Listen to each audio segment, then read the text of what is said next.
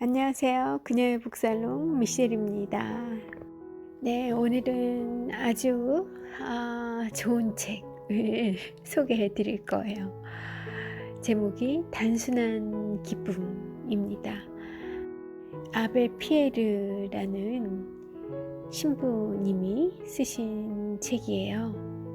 너무 아름다운 책인 것 같아요. 먼저 책 속에 한 문단 먼저 낭독해 볼게요. 사람들이 내게 우리는 왜 이 땅에 태어나는 걸까요? 라고 물으면 나는 그저 이렇게 대답한다. 사랑하는 법을 배우기 위해서이지요. 이 우주 전체가 의미를 지니는 것은 어디엔가 자유를 가진 존재들이 있기 때문이다. 아주 작은 행성에 사는 미미한 존재에 불과한 우리 인간은 우주에 짓눌려 버릴 수도 있다.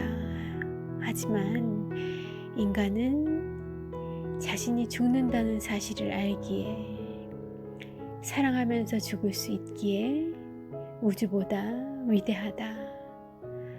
사랑에 있기 위해서는 태양과 빙하와 별만으로는 족하지 않으며 자유로운 존재들이 있어야만 한다. 인간의 자유는 때때로 두려움을 줄 수는 있을지언정 소멸될 수는 없다. 와, 너무 좋지 않나요? 와, 인간이 우주보다 위대하다는 거예요. 왜? 무엇 때문에 인간이 우주보다 위대하냐? 자신이 유한하다는 것을 알기에, 그리고 그럼에도 불구하고 사랑할 줄 아는, 사랑할 수 있는 존재이기에 우주보다 위대하다는 겁니다. 오호호, 이런 생각 해본 적 없는데 듣고 보니 그런 것 같아요. 우리 스스로 막 존엄성이 높아지는 것 같은 그런 밤입니다. 저는 자살하려는 생각에 사로잡혀 있습니다. 이 충동에 굴복하기 전에 저를 만나 주셨으면 합니다. 그저 신부님께서 느끼셨던 대로 삶의 기쁨에 대해 말씀해 주시면 좋겠습니다. 어느 날 낯선 이로부터 받은 한 장의 편지에 쓰여져 있던 글이 없다고 해요. 누구나 느끼고 싶어하는 그런 충만한 기쁨을 내가 경험한 적이 있었던가? 내가 경험한 기쁨이 누군가에게 얘기해 줄 만한 가치가 있는 것인가? 이런 질문을 던진 이 낯선 사람이 내게 기대하는 이야기는 무엇일까? 며칠째 고심을 거듭하던 피에르 신부의 머릿속에는 오래된 4가지 편지의 기억이 떠오릅니다. 너무나도 강렬했던 일들이지만 금세 생각해내지 못한 것은 자신을 사로잡았던 이 사건들이 이미 자신의 일부처럼 되어버렸기 때문이었죠. 1949년 당시 프랑스 국회 상원의원이었던 아베 피에르 신부는 자신의 담당 관할지를 산책하던 중 목을 메고 죽으려는 전직 목수를 만납니다. 죽으려고 하는 그 사람을 붙잡고 피에르 신부는 죽는 것은 좋지만 그 전에 나와 함께 집 없는 사람들의 집이나 만들어주고 그리고 나서 죽으라고 말을 해요. 목수는 자기보다 더 비참한 상태에 놓여있는 그런 사람들을 도와 그 고통을 나누어 짐으로써 스스로 삶의 의미를 발견하고 마침내 자립할 수 있게 되었죠. 이것이 바로 집 없는 사람들에게 집을 지어주는 엠마우스 공동체의 시작이었습니다. 엠마우스 운동은 전 세계로 확산되게 되죠. 첫 번째 기억은 엠마우스의 동료가 되고자 찾아온 이들을 처음으로 맞아들였을 때의 일입니다. 그는 마당에 내려다 보이는 2층 창가에 서서 아래로 지나가는 10명의 새로운 동료들을 바라보며 가슴속에서 무한한 기쁨이 솟아남을 느꼈어요. 떨리는 목소리로 제가 있을 만한 자리가 있을까요? 하고 말하던 그들이었죠. 제대로 씻지도 못해 냄새가 나고 스스로를 수치스럽게 여기며 기죽어 있던 그들이 이제는 누구보다도 말쑥하고 품위 있게 변모한 겁니다. 그들의 표현대로 당당하게 선 인간으로 되돌아온 모습을 본 피에르 신부는 단순하고 강렬한 기쁨을 느껴요. 두 번째는 게슈타포에게 쫓기던 12명의 유대인들을 탈출시키기 위해 몰래 스위스 국경을 넘던 기억입니다. 해발 3200m가 넘는 가파른 길을 헤치고 마침내 스위스 국경에 도착했을 때 피에르 신부는 벅찬 가슴으로 말했죠. 여러분들은 이제 살았습니다. 저 아래 오두막집에서 한 친구가 여러분들을 기다리고 있어요. 여러분을 스위스로 안내하고 도와줄 모든 준비를 갖추고 있습니다. 라고요. 후에 피에르 신부는 이들과 감격적인 재회를 맞게 되기도 해요. 그중 한 사람은 이렇게 이야기했죠. 신부님은 저를 알지 못합니다. 저는 독일군 점령 당시 어려움에 처한 친구들을 신부님께 맡겼던 사람입니다. 어느 날 신부님은 친구들의 안내를 받아 산으로 피신하기로 되어 있던 사람들 중 하나가 헌 슬리퍼를 신고 있는 걸 보고는 당신의 구두를 벗어주고 눈길을 맨발로 돌아갔습니다. 이런 분이셨어요. 어떻게 제가 같은 인간으로서 너무 한없이 작아지고 어디 쥐구멍이라도 숨어야 될 것 같고 그런 마음이 듭니다.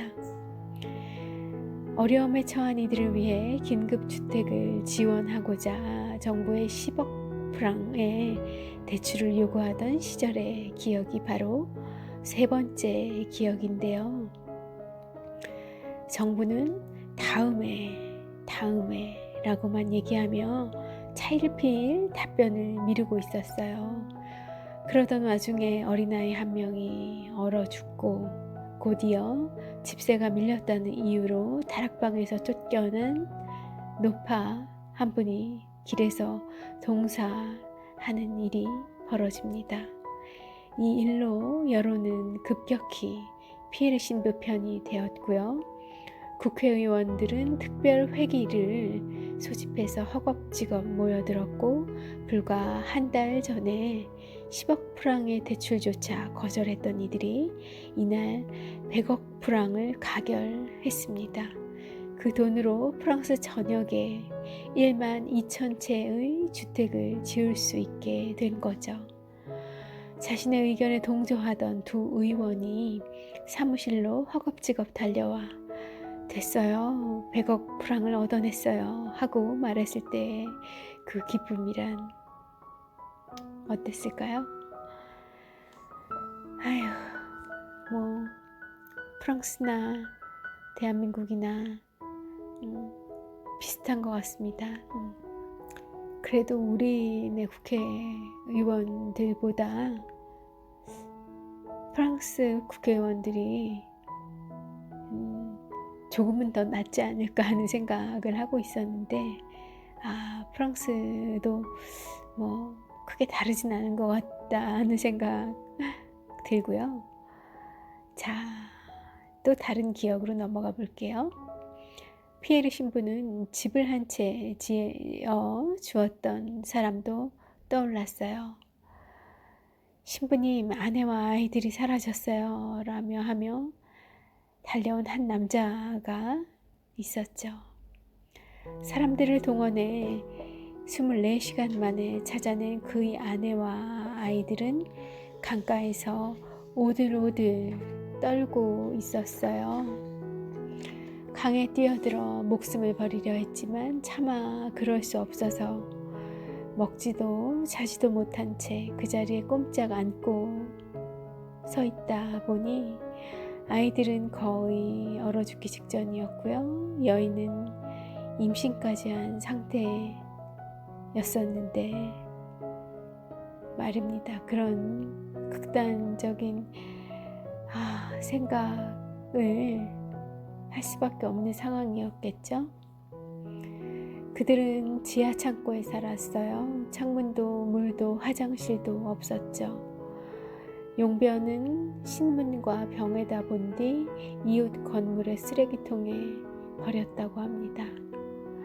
신부는 이들에게 작은 집을 하나 선물로 주었어요. 그때의 기쁨이 다시금 기억납니다.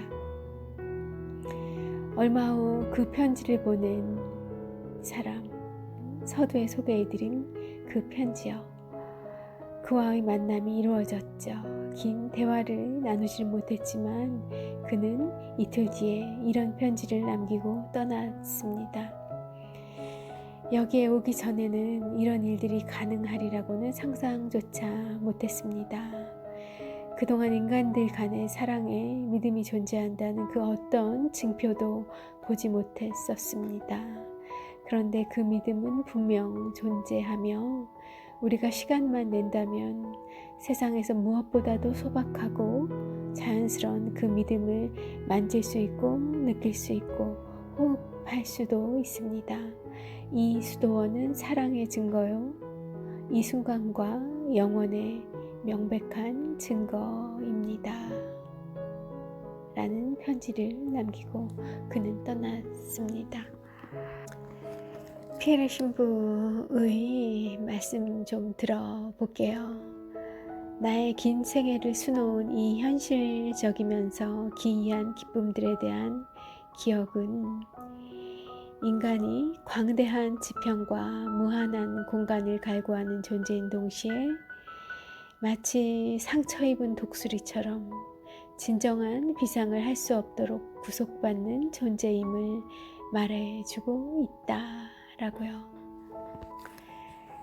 신부는 이 책 제1부의 제목을 상처 입은 독수리들이라 이름 붙이고 있어요. 피에르 신부가 시작한 엠마우스는 현재 44개국에 자리 잡았고 400여 개의 공동체가 구성되어 있습니다. 프랑스에만도 4,000명이 모인 공동체가 110개나 존재하죠. 이들은 3가지 원칙을 지키고 있어요. 첫째, 먹을 것은 스스로 노동해서 번다. 둘째, 모든 것은 함께 나누어 가진다. 셋째, 멸시받고 소외받는 주변인들인 그들은 베푸는 사람이 되는 사치를 누리기 위해 생활하는 데 필요한 정도 이상의 노동을 한다. 이들은 가난하지만 궁핍을 뛰어넘어 베푸는 자들입니다. 그러기에 이렇게 말하죠. 가진 게 아무것도 없는 우리도 마음을 담아 나누고 구원을 베푸는데 필요한 것보다 더 많이 소유하고 부족한 것이라고는 없는 당신들이 못할 게 뭐가 있느냐고요. 이것이 엠마우스 운동이죠. 이 운동은 피에르 신부와 한 자살 미수자와의 만남에서 시작되었어요. 조르주라는 이름의 한 편의 소설보다 더 기구한 운명의 이 인생 낙오자에게 피에르 신부는 말합니다. 당신의 이야기는 정말 딱합니다. 하지만 난 당신에게 해줄 게 하나도 없습니다. 내 가족은 부유하지만 나는 수도자가 되면서 모든 유산을 포기했습니다. 난 한 푼도 없습니다. 의원으로서 월급은 받지만 많은 사람들이 내게 찾아와서 그들의 딱한 사정을 호소하기에 그들에게 작은 집이라도 세워주다 보니 오히려 빚까지 지게 되었습니다. 그래서 나는 당신께 줄 게 아무것도 없습니다. 그런데 당신은 죽기를 원하고 있으니 거치적거릴 것이 하나도 없겠군요. 그렇다면 집이 지어지기만을 기다리는 사람들을 생각해서라도 이 집 짓기가 빨리 끝날 수 있도록 죽기 전에 나를 좀 도와주지 않겠소?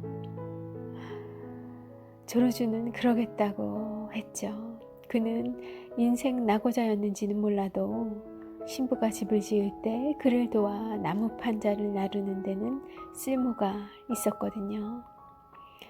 그 일은 그의 인생에 다시금 의미를 부여해 주었습니다.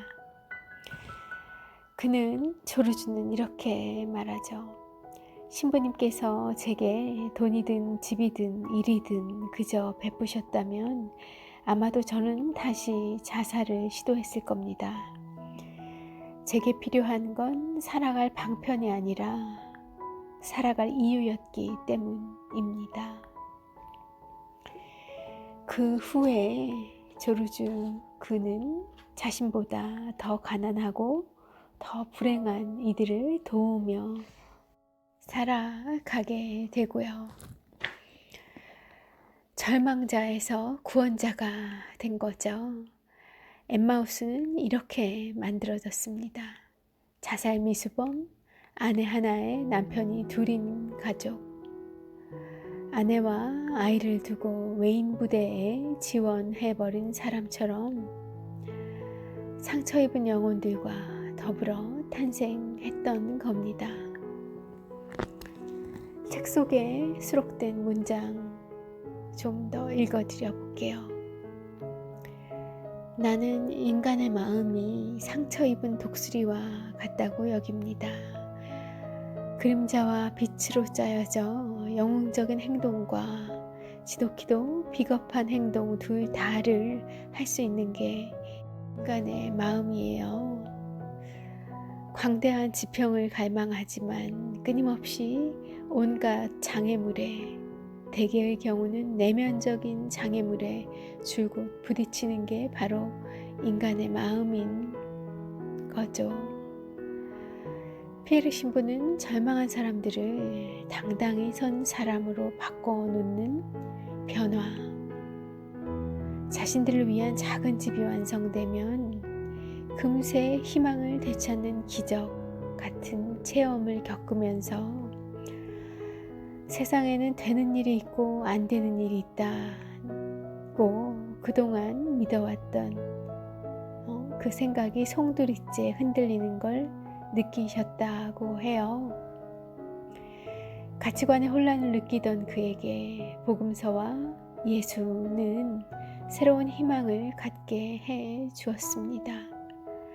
그는 복음서를 통해 기도하는 법부터 사회적 관계와 결혼, 가정생활과 예의범절까지 세세하게 종교의 이름으로 통제하려 드는 규정들에 과감하게 반기를 드는 예수를 발견했습니다.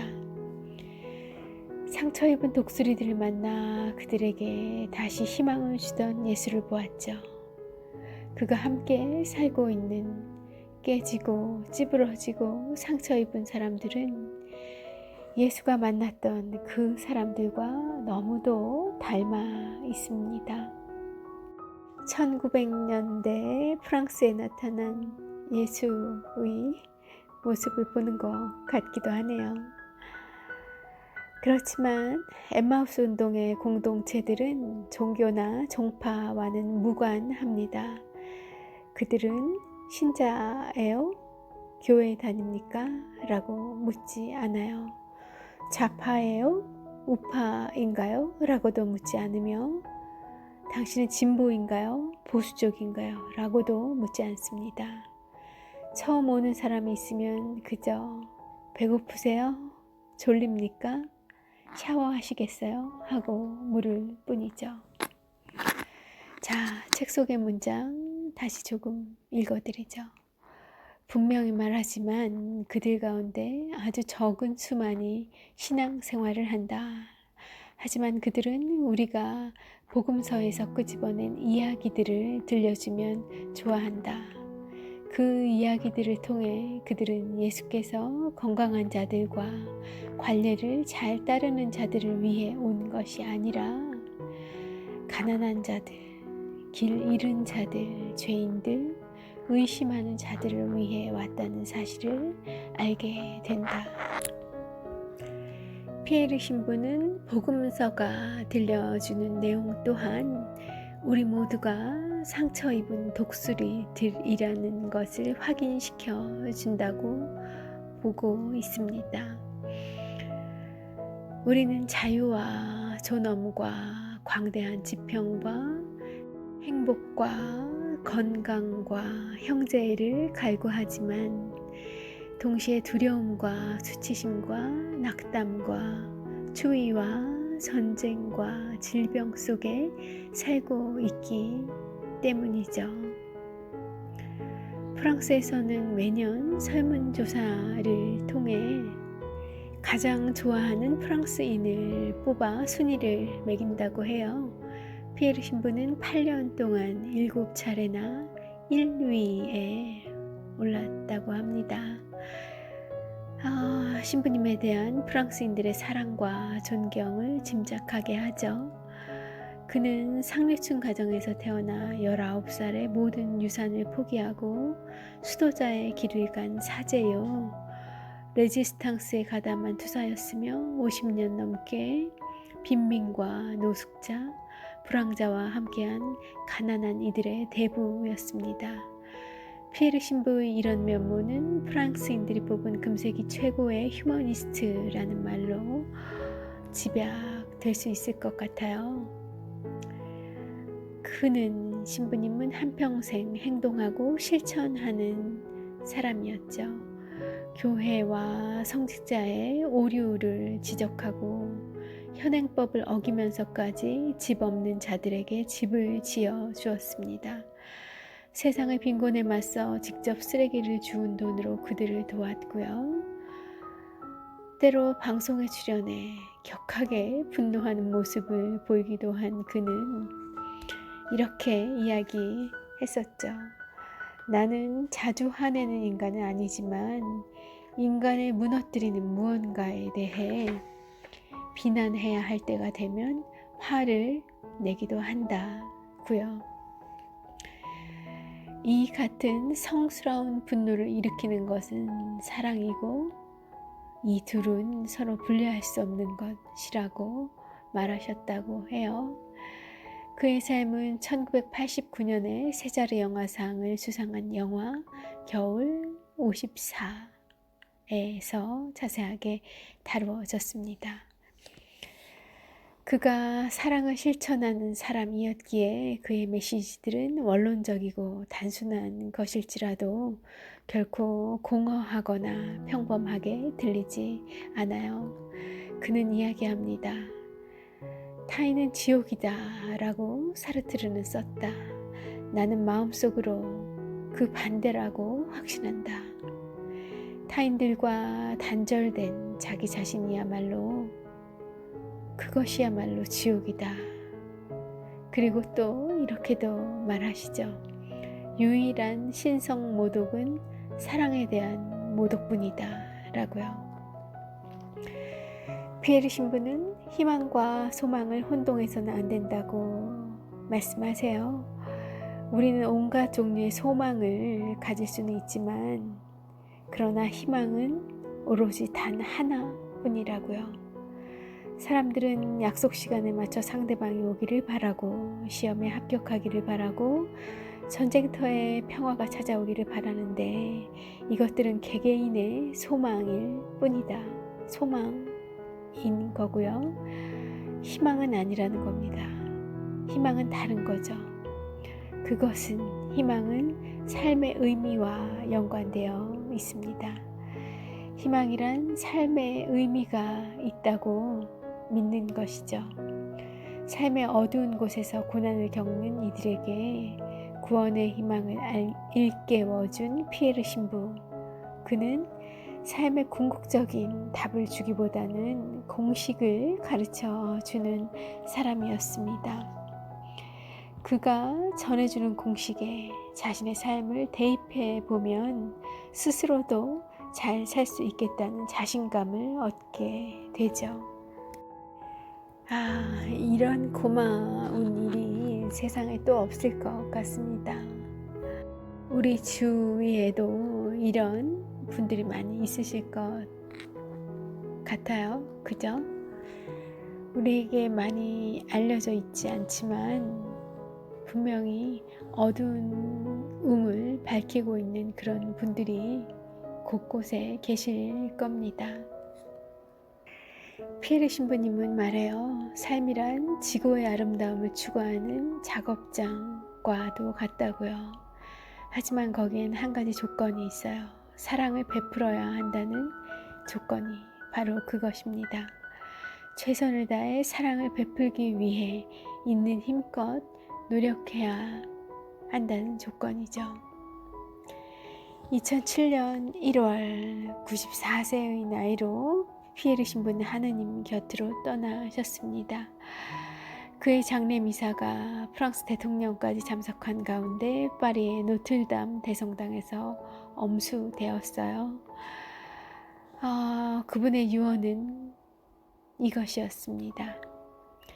나의 장례식에 화환 따위는 필요 없으니 이번에 새로 집을 갖게 된 우리 이웃들의 명단과 집 열쇠들을 가져다 주시오 라고요. 네, 단순한 기쁨. 이 책 속의 문장도 하나 더 소개해 드려 볼게요. 타인들 없이 행복할 것인가? 아니면 타인들과 더불어 행복할 것인가? 혼자 만족할 것인가? 아니면 타인과 공감할 것인가?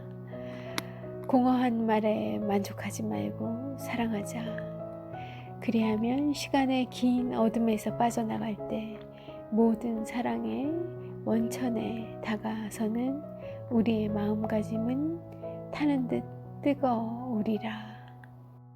문장이 좋네요. 그리하면 시간의 긴 어둠에서 빠져나갈 때 모든 사랑의 원천에 다가서는 우리의 마음은 타는 듯 뜨거우리라. 타인들 없이 행복할 것인가? 아니면 타인들과 더불어 행복할 것인가? 타인과 공감할 것인가? 네, 아주 중요한 질문을 우리에게 던져 주시는 것 같아요. 네, 단순한 기쁨. 이 책은 비망록이라는 제목으로 1997년 프랑스의 파야르 출판사에서 처음 출간된 책입니다.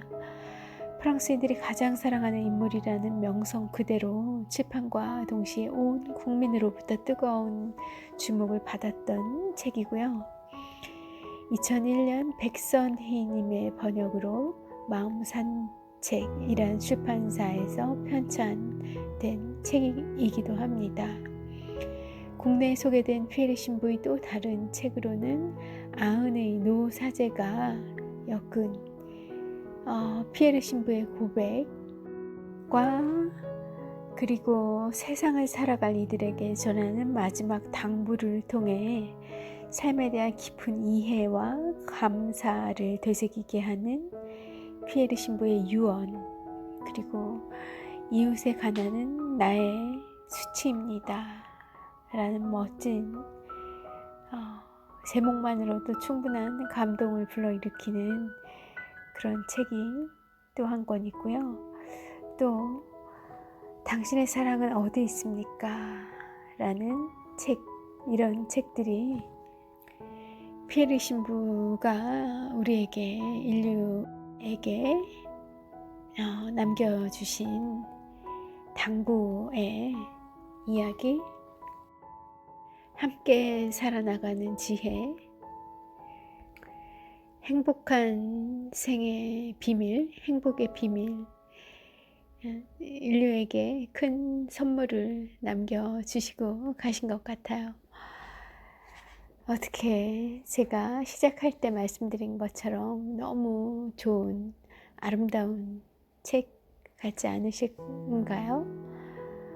부디 그러셨길, 저와 같은 마음이시길 바라봅니다. 시간이 너무 빨리 가요.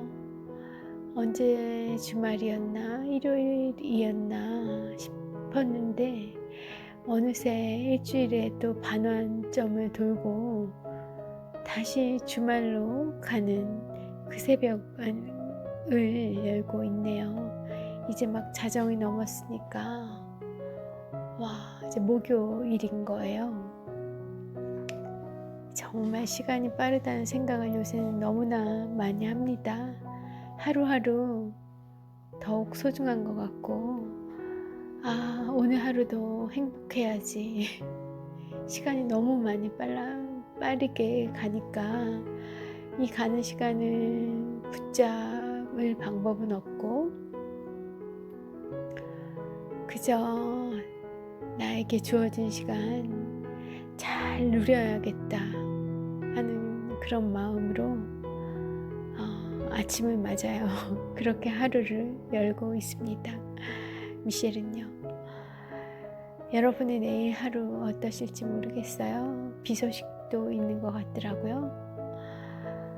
모쪼록 좋은 하루 되시길 바라드릴게요. 오늘도 함께 해주셔서 너무나 감사했고요. 또 좋은 책으로 함께 하시죠. 네, 미셸이었습니다.